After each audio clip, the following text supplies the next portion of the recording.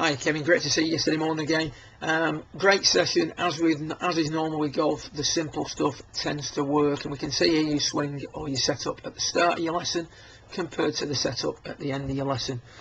At the start of the lesson, if we take a little look at your stance, we take a little box and put it between the insides of your feet. You can see there that the insides of the feet aren't shoulder width apart. Consequently, we have this very much sort of on top of it look at setup. We don't look like we're behind it enough.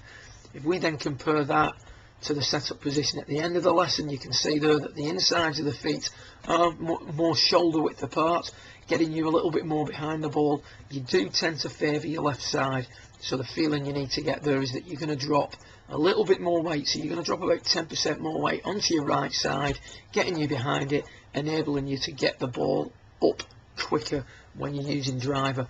If we take a little look at the swing and see where the problems have been coming from and that ball flight that you've been getting, we used a triangle to illustrate what was happening during your golf swing.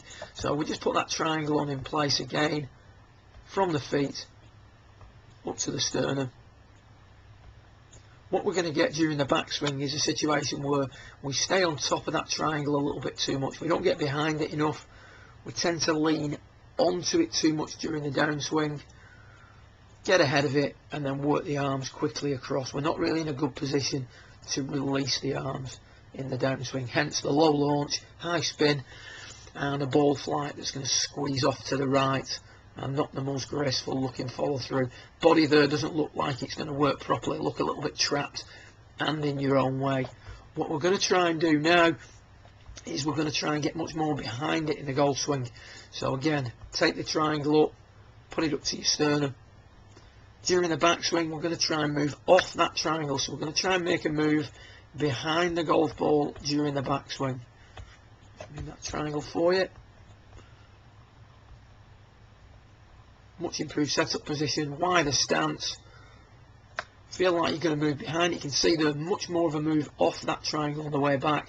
Now what we can do is we can make that strong move into the left hand side without the fear of getting ahead of the ball, because we've moved behind it more in the backswing. And now what we can do is release the arms through. You can see though that the body doesn't look as trapped, more of a flow through impact, much more width and extension in the follow through. And again, you'll get used to that follow through position as time goes on, but overall much improved ball flight, much better release of the golf club, born from having that wider stance and that better move behind it during the backswing. Good luck with it, and speak again soon. Well done.